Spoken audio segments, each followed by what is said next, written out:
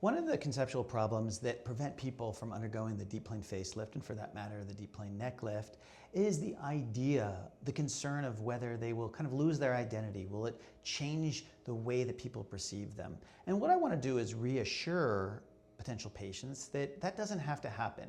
And the way that we prevent that is to reformat our understanding of what a facelift is and reformat how we go about it, okay? And so this leads into essentially an algorithm or heuristic that I use to help organize the way I assess the face and the way that I educate patients about what we should focus on and the way that I even execute surgery, okay? So we're really talking about not just a facelift, but a facial restoration of shape. So it's shape surgery, right? And changing the shape may sound alarming, but if you think about it, what patients are actually asking for is looking more youthful.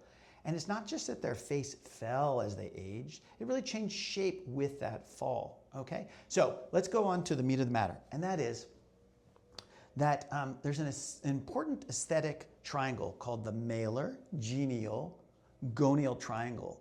Okay, and that important aesthetic triangle is defined by the malar eminence, the cheek prominence, the chin, the nature of the chin, and then the gonial region, or the angle of the jaw, something that gives a lot of jaw definition, which many people seek nowadays.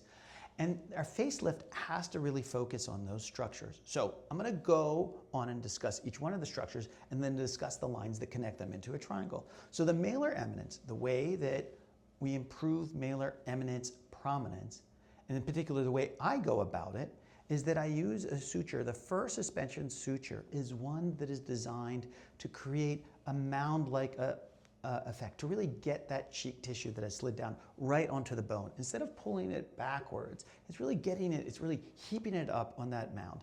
I also will supplement the volume when needed, when people have lost fat through aging, also called atrophy, with fat grafting, usually about 3 to 5 cc's of a patient's own fat. Now the chin's an interesting one. Sometimes the chin is too projecting and we can bring it back. More often the chin is a little bit retruded, and there are some instances where we can do an osteoplastic genioplasty where we move the bone forwards a little bit, or we can even use a chin implant. In patients who have just a little bit of chin deficiency, we can use fat grafting in this region, and then just to the side of the chin, what we call the prejowl region, right up against the bone to create some structure that helps support the face and better define that MGG triangle, okay? Now, the third region, the gonial angle, that's where it gets a little bit tricky.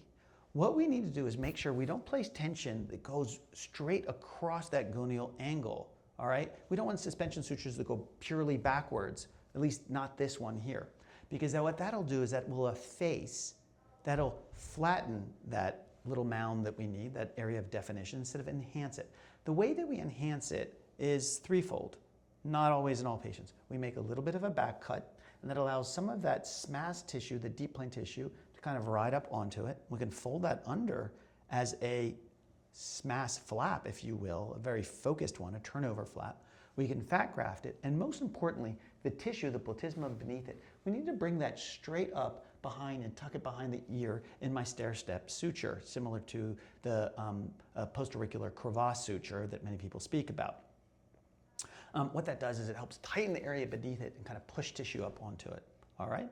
So those are the 3 points. Now, when we're going from the malar region to the genial region, we need to do a little bit of micro liposuction at the nasolabial fold, and we need to subsize, that means cut below the nasolabial crease, and do a little bit of fat graft in that area to enhance that area. When we go from the genial region to the gonial region, lifting the cheek tissue up onto the face definitely helps in reducing that jowl, but we have to do a little bit of liposuction there, micro liposuction, to make sure that we don't get a recurrent jowl or reduce that potential. And then finally, in this area where it's the retro, meaning slightly behind, and inferior meaning below, hollow between the gonial region and the malar eminence, we need to place a suture that creates a little bit of tension right across that area, and that little tension brings that area in, creating a beautiful OG curve. It's actually a double OG curve.